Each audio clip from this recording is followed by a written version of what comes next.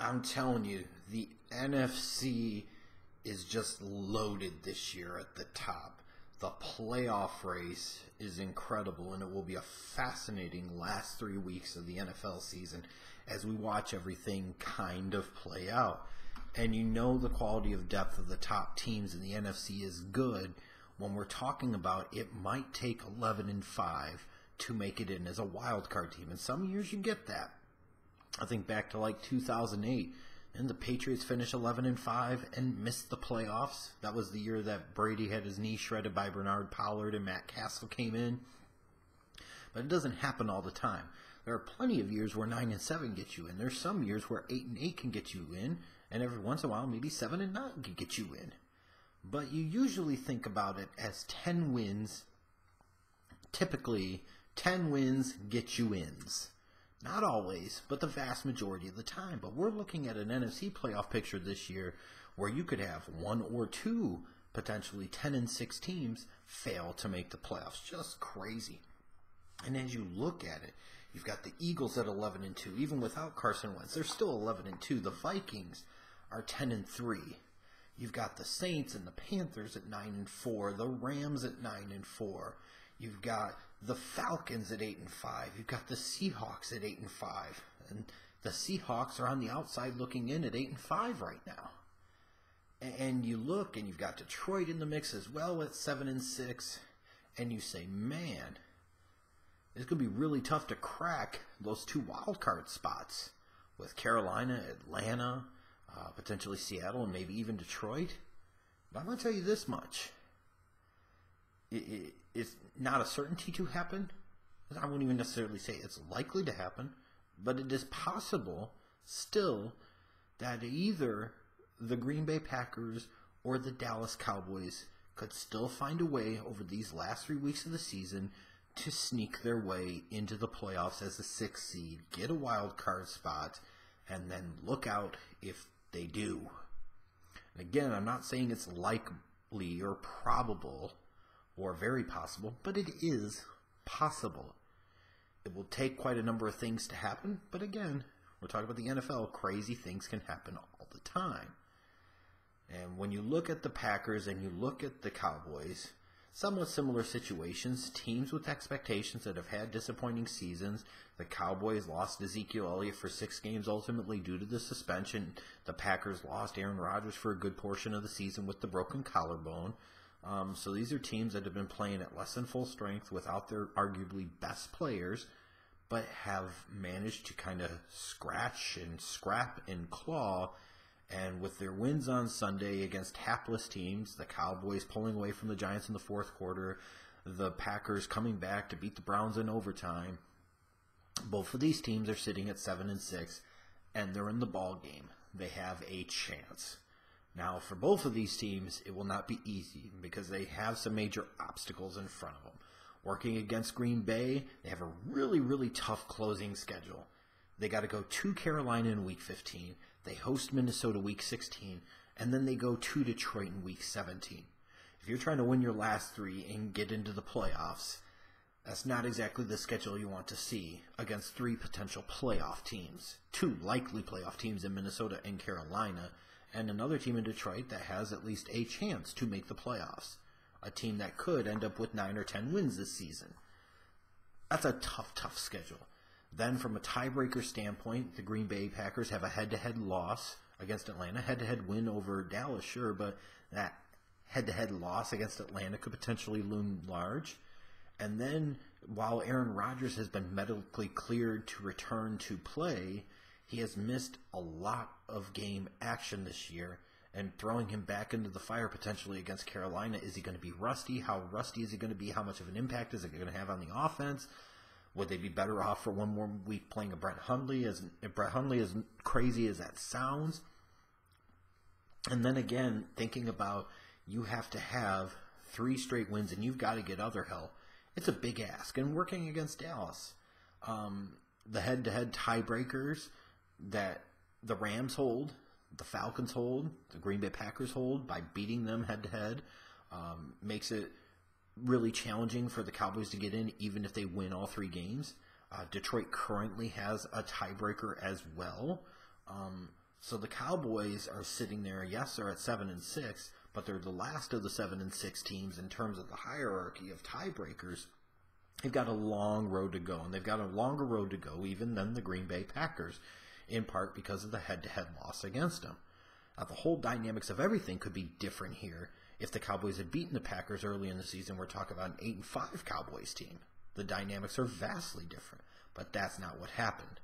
And when you look at the Cowboys' remaining schedule, it's not quite as tough as the Packers, but it's not exactly easy. Yes, they're going to Oakland this week, and the Raiders look like they could be cooked, they could be done. But it is still a road game, having to go to the West Coast, and the Raiders may still, in theory, feel like they have something to play for because they are still in the mix in the AFC West. Then they host Seattle Week 16. That's the game they'll get Ezekiel Elliott back, but they still have to go to Oakland without Zeke, then come back and face a Seahawks team that is playoff material with a franchise quarterback like Russell Wilson and a team that could score some points. They're not what they were defensively, sure, but this is a team still with a lot of veteran presence, a lot of leadership, a lot of big game experience. And then Week 17, when you get past Oakland and Seattle and the fact that those teams are clearly playing for something right now, the Eagles may, in Week 17, still be playing for something. So the schedule's not easy, and they could be all facing teams each of those 3 weeks in the Cowboys that have something to play for.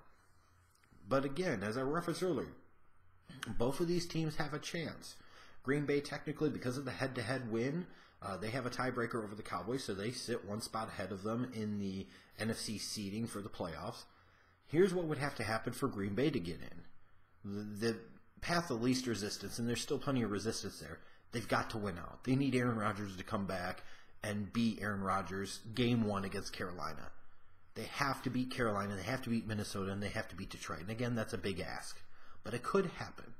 And my God, if it did happen and the Packers rolled into the playoffs with 3 straight wins against those 3 teams, you really have to start wondering what they could do once they got to the playoffs, because they would definitely have a ton of momentum, they would have a ton of confidence, and it would be a hot team.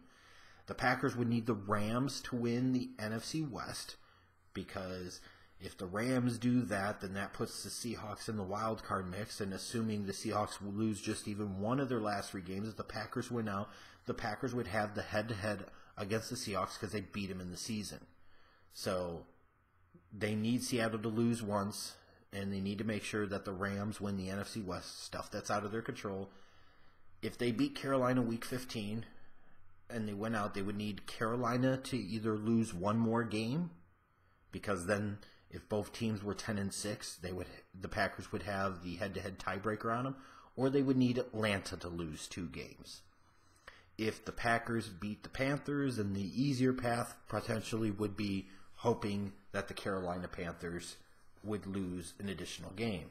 But if the Rams win the West and the Packers beat the Panthers, Vikings, and Lions, that would give the Lions 7 losses. That would throw them out of the mix. Carolina then would have 5 losses, and if they lost one of their last 2 games, that would put them at 6 losses, and the Packers would be tied, and they would have the tiebreaker. And if Seattle loses once and they get to 10-6, then the Packers also would have the tiebreaker. That would put them in as a 6th seed in the wild card in the NFC. It can happen. It can happen. And for the Dallas Cowboys to be able to get into the playoffs, again, they have to win out. But even though they're facing 3 teams that all could potentially have something to play for, I do feel like all 3 of these games are winnable. The Cowboys could see something coming in the following week when you talk about this Sunday game on the road against Oakland. To me, the Cowboys are maybe finding themselves just a little bit. They can beat the Raiders. Then to be able to host Seattle Week 16 on that Christmas weekend and have Zeke come back and see what Zeke can do against that somewhat depleted Seahawks defense, that game is potentially winnable. And even Week 17 on the road against Philadelphia, it maybe Philly doesn't have much to play for, but the Cowboys could have everything to play for. The Eagles could be resting players. They could be sitting some guys, only playing their starters for a half. All types of things could come. You know, who knows what could happen? The team could lose a little bit of their vibe, their juju, their momentum from having lost Carson Wentz. The Cowboys can win all 3 of those games. What else do they need to happen, though? They need the Rams to win the West. If that happened, they would have the tiebreaker over the Seahawks, assuming they won out, because that means that they beat the Seahawks, and it means both teams would be 10-6. They need Atlanta to lose twice, because Atlanta beat them early on in the season, so they really need to find a way to get Atlanta to 7 losses. And then they need Green Bay and Detroit to both lose once, because again, as of right now, both Detroit and Green Bay have a tiebreaker over them. In the case of Green Bay, it is head-to-head. Detroit, it's other things. Well, if Green Bay can, let's say, beat a Carolina, but then they lose to Detroit week 17, and either Chicago or Cincinnati knocks them off, talking about Detroit, then there you go. Or you say that Green Bay loses to Carolina, but then, or Minnesota, and then beats Detroit week 17, then that gets the job done for them. Again, quite a bit that has to happen, but it can happen. And when you look at the remaining schedule for the Panthers, they've got Green Bay at home, Tampa at home, and then they go to Atlanta. Those are 3 winnable games, but when you talk about the last 2 weeks, when you talk about divisional games, you just never know. You cannot take anything for granted because you get rivalry things in there, familiarity in there, all of that. Divisional games at the end of the year can be massively tough to win, even against teams that don't have a lot to play for, because you're still a divisional rival and they still love nothing more than to crap on your parade. The Falcons, to me, have a even more brutal schedule than the Panthers. They've got to go to Tampa Bay and then to New Orleans, and then they host Carolina at week 17. And again, yes, I know Tampa is trash, but you still got to go to Tampa, and who knows how the Falcons will play on the road. And then they've got to go to New Orleans. That's a really tough matchup. It's one thing that they just beat the Saints, but they beat the Saints at home. Now you got to go to New Orleans, and then you finish the season hosting Carolina. Good luck with that one. 3 straight NFC South games to close out the year. That's a tough spot for the Falcons to be in. And I just wonder if the Falcons don't lose 2 of those last 3. So when I handicap it right now, there are odds. There is a chance that one of these teams, I think both is a big ask and a big reach, but I think one of these 2 teams, either Green Bay or Dallas, may very well end up in the playoffs. And if I had to go with who I think it could be right now, honestly, I think it could be the Cowboys. Now, if Rodgers comes back and he's healthy, then yes, they could potentially run the table, beat those 3 teams in a row, and then they get in the playoffs as a 6-seed with Aaron Rodgers healthy and hot. Watch out. But Dallas, I feel like their schedule lines up a little bit more favorably for them. They're about to get Zeke back, and if they get to 8-6 with Zeke coming back, hosting Seattle on Christmas weekend, watch out for them. Again, if they beat Seattle, they've got the tiebreaker on them, assuming they win out.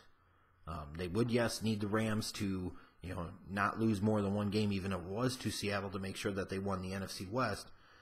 And yes, asking Atlanta to lose twice might be a big ask. But again, 3 straight divisional games to close out the season, 2 straight on the road. That's a tough deal.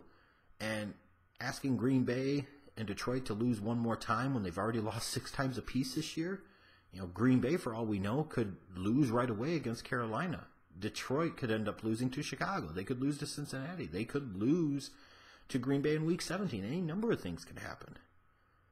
I just get this feeling right now, is even though a lot of people aren't talking about it, I really feel like one of these 2 teams ends up in the playoffs in the NFC as the number 6 seed. And again, if they get there, they will be dangerous.